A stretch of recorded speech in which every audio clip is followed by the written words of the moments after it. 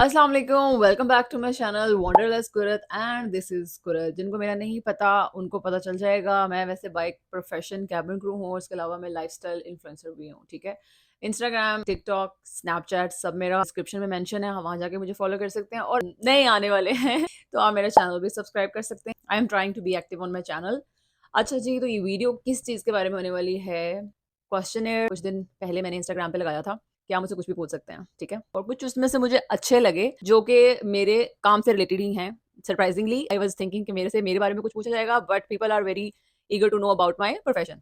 कुछ 3 से 4-5 क्वेश्चन मैंने जो मुझे अच्छे लगे कि हाँ, ये थोड़े से बेहतर हैं, जिनके बारे में हम बात कर सकते हैं, वो मैंने स्क्रीनशॉट ले लिया है और अभी हम वीडियो में उनके बारे में बात करेंगे कि वो क्या थे और वो क्यों हैं और मैं क्या जवाब दूँगी। Let's go!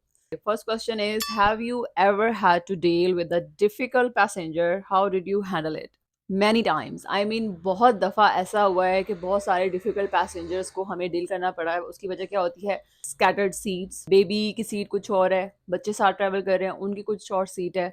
ठीक है, तो फिर वो जब फैमिलीज ट्रैवल कर रही होती है तो स्कैटर्ड सीट का सबसे ज़्यादा इशू होता है, जो कि हमें हैंडल करना पड़ता है और वो बहुत कामली और नाइसली और पोलाइटली करना पड़ता है, क्योंकि वो ऑलरेडी इमिग्रेशन, ट्रैफिक यहाँ सब से आते हैं और हमें पोलाइट क्यों रहना पड़ता है? ये तो हमारे प्रोफेशन की एक रिक्वायरमेंट भी है, और पोलाइट इसलिए भी रहना पड़ता है ताकि हम उस पेस पे ला सके पैसेंजर को, ताकि वो काम डाउन हो सके और वो हमें अपनी पूरी बात सही तरीके से बता सके, ताकि हम उसको सोल्यूशन प्रोवाइड कर सकें। तो most of the time we try to solve the problem because we are a problem solver.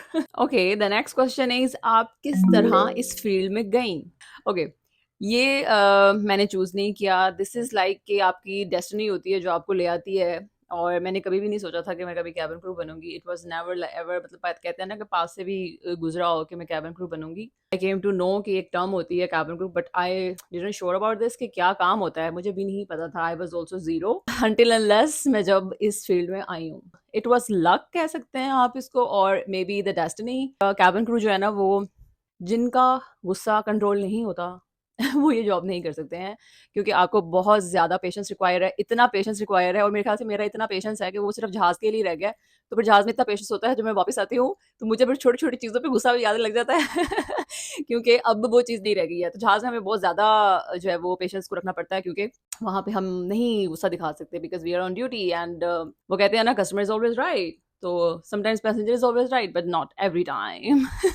Okay, the third question is, have you ever caught a passenger sneaking to business class? Many times. I mean, like so many times. Because most of the time लोगों को नहीं पता होता कि business class कैसा होता है। उनको वो देखने का वो क्यूरियोसिटी क्यूरियोसिटी या क्यूरियोसिटी होती है। Sometimes we are busy doing work और समथिंग, इसी में वो जो है ना वो आगे चले जाते हैं, और फिर वो जाते हैं लोग, फिर उनको जब मना किया जाता है, because it's a protocol, business class का प्रोटोकॉल होता है, इसीलिए उसको बिजनेस क्लास कहा जाता है। इकोनॉमी क्लास का पैसेंजर जो है वो बिजनेस क्लास में नहीं आ सकता, क्योंकि बिजनेस क्लास है, उन्होंने पैसे भरे हुए हैं। सो दे वांट पीस, उनको कोई शोर नहीं चाहिए वहाँ पे, कुछ ऐसा नहीं चाहिए उनको, ऐसा जो इकोनॉमी में चल रहा होता है वो उन्हें बिजनेस क्लास में नहीं चाहिए। We can let them go अगर उनके रिलेटिव्स बैठे हुए हैं बिजनेस क्लास में, यू नो फ्रेंड्स और something, but they can't stand for long there. बस बात करें और वापस चले जाया करें अपनी सीट के ऊपर, और कैबिन क्रू के लिए आसानियां पैदा करें। Thank you so much. The next question is, what's the most annoying thing passengers do without realising it? आय हाय हाय हाय हाय, क्या मजे का सवाल है। ऐसी ऐसी चीजें पैसेंजर्स करते हैं अनॉय करने के लिए कि मैं आपको क्या ही बताऊं। सबसे पहली चीज जो सबसे ज्यादा अनॉय करती है, लोगों ने काफी देर से शूज पहने हुए होते हैं और सॉक्स पहनी हुई होती हैं, और जब वो जहाज में आते हैं तो उनका फर्ज है कि वो जहाज में आके अपनी जुराब शूज उतार देते हैं, ठीक है, और उनकी सॉक्स की स्मेल।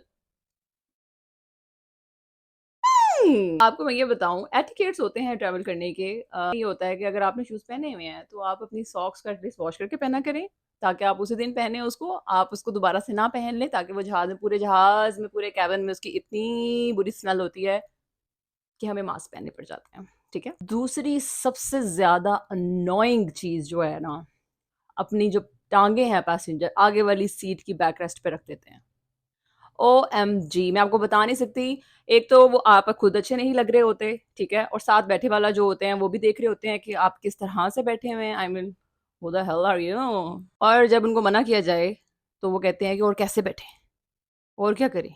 जब भी आप ट्रैवल करें, इन फ्लाइट एटिकेट्स मैनर्स होते हैं जो कि आपको फॉलो करने चाहिए हैं। इट डज़न्ट लुक नाइस कि आप अपनी टाँगें जो हैं वो आगे वाली सीट की बैकरेस्ट पे रख रहे हैं और आप मज़े से बैठे हुए हैं और आगे वाला पैसेंजर जो बेचारा वहाँ पे बैठा हुआ है उसको भी आपने तंग किया हुआ है और आप खुद भी अच्छे नहीं लग रहे हैं। ठीक है? Recently I have experienced this thing on my flight. Please अपनी टाँगें नीचे करें। मुझे कहते हैं कि और फिर कैसे बैठें? इसीलिए तो सीट ली है ये वाली। सबसे ज़्यादा वो आपके बारे में ही बता रहा होता है कि आप बिल्कुल मैनरलेस हैं, आपको तमीज़ है ही नहीं और पता नहीं कैसे आप जो है वो ट्रैवल कर रहे हैं। अवॉइड दिस प्लीज़, आपके लिए अच्छा है। अननोइंग चीज़ें मेरे पास इतनी ज़्यादा हैं कि मैं इतनी ज़्यादा बताऊँगी कि हमारी ये वीडियो बहुत लंबी हो जाएगी और जो कि मैं नहीं चाह रही। और जो मुझे तीसरी बात सबसे ज़्यादा अननोइंग लगती है, वो ये लगती है कि mothers with their babies, they put them on the meal table. I mean seriously why?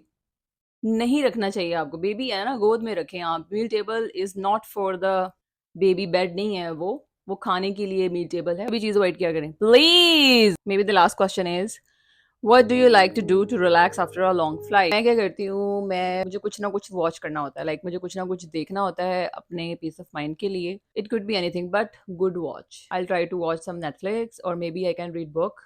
1-2 pages भी मैं पढ़ लूँ that's good. That is the thing which relax me. और दूसरा ये है कि I will try to get connect with my parents. Amazing thing. वो ठीक है तो मैं ठीक हूँ, you know. If I feel like to go out, then I go out. Otherwise, I prefer to stay home because time has changed and my life is getting so much busy. Like it's very, very busy nowadays, and I try to stay home and relax. Okay, guys, these was the questions. If you want to know about me, you guys can ask me that I should put that questionnaire again. I will put that questionnaire again on Instagram. हम बात करते हैं, आप उस पर डालें, मुझे बताएं उसके बारे में। हम फिर एक और वीडियो बना लेंगे जिसमें आप मेरे बारे में पूछेंगे। ये सारा कुछ मेरी फ्लाइंग से रिलेटेड था, मतलब मेरे प्रोफेशन से रिलेटेड था। तो जो मुझे लगा कि मुझे बताना चाहिए वो मैंने सब कुछ बताया था। मैं ज़्यादा वीडियो को लंबा नहीं करना चाह रही हूँ। तो ये है कि आप लोग को पसंद आए तो मेरी वीडियो को लाइक कीजिएगा, शेयर कीजिएगा, मेरे चैनल को सब्सक्राइब करें। नेक्स्ट वीडियो में मिलते हैं। लेट्स सी कौन सी होगी। Take care, bye bye.